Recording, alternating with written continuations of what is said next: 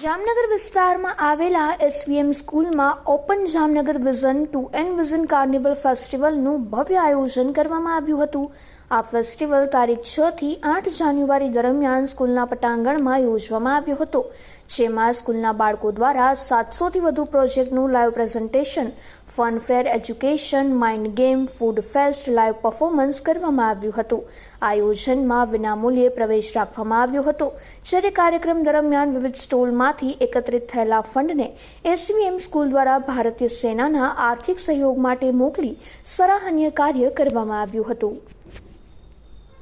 નમસ્કાર, હું ડોક્ટર હેમાંગ પારેખ, શ્રી આણંદાબાવા સેવા સંસ્થા સંચાલિત શ્રી સરસ્વતી વિદ્યા મંદિર ઇંગ્લિશ સ્કૂલ, જે એસવીએમ સ્કૂલથી પરિચિત છે, એમાં એઝ એજ્યુકેશન ડાયરેક્ટર મારી ફરજ બજાવું છું।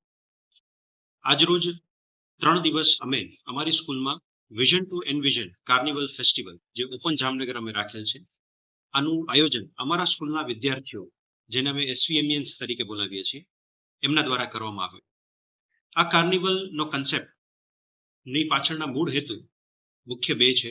એક, આખી સ્કૂલના તમામ વિદ્યાર્થીઓ કેજી ટુ 12th સ્ટાન્ડર્ડના એક સાથે એક એવા પ્રસંગમાં પાર્ટિસિપેટ થઈ શકે કે જેમાં એમની પ્રતિભાઓ બહાર આવે અને તમામ શિક્ષકો પાર્ટિસિપેટ થઈ શકે એવું એક ફેસ્ટિવલ કરવાનું મેં વિચાર્યું। ત્યારે અમે કાર્નિવલની આ થીમ અમને સૂજી આવી।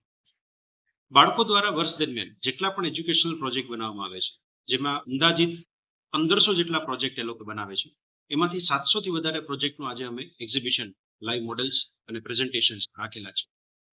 ત્યારબાદ લાઈવ પરફોર્મન્સીસનું કોર્નર છે, જેમાં છપાકડો, નુક્કડ નાટક, લગ્ન ગીત, દોહા, છંદ, ચોપાઈ, મ્યુઝિકલ બેન્ડ, અલગ અલગ કોન્સેપ્ટ ઉપરના નાના નાટક, માઇમ્સ, આવી બધી વસ્તુઓ વિદ્યાર્થીઓ દ્વારા કન્ટિન્યુઅસ લાઈવ પરફોર્મન્સમાં રજૂ કરવામાં આવે છે। ત્યારબાદ ફૂડ ફેસ્ટ અને ફન ફેર રાખેલું છે, જેમાં બાળકો પોતાના હાથે બનાવેલી વસ્તુઓ લોકોને જમાડે છે, પીરસે છે, પ્લસ જે હેલ્ધી અને હાઇજેનિક હોય છે।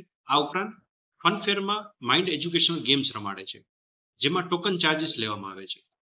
એ ટોકન ચાર્જીસથી જે કંઈ પણ આવક થાય છે એ સોલ્જર્સ રિલીફ ફંડમાં બાળકો દ્વારા સ્કૂલ ડોનેટ કરે છે, જેમાં અત્યાર સુધીમાં અંદાજિત 35,000 જેટલી રકમનું કલેક્શન અમારે થઈ ગયું છે।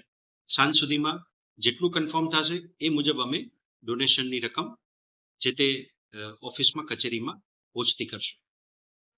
આ કાર્નિવલનો મુખ્ય હેતુ વિદ્યાર્થીઓમાં વર્ષ દરમિયાન સ્કૂલ દ્વારા જે કંઈ પણ નોલેજ એમના મનમાં, એના મસ્તિષ્કમાં ઇનપુટ કરવામાં આવે છે, એને બહાર લાવવા માટેનું પૂરું પ્લેટફોર્મ મળી રહે, એ અમારો મુખ્ય ઉદ્દેશ્ય છે।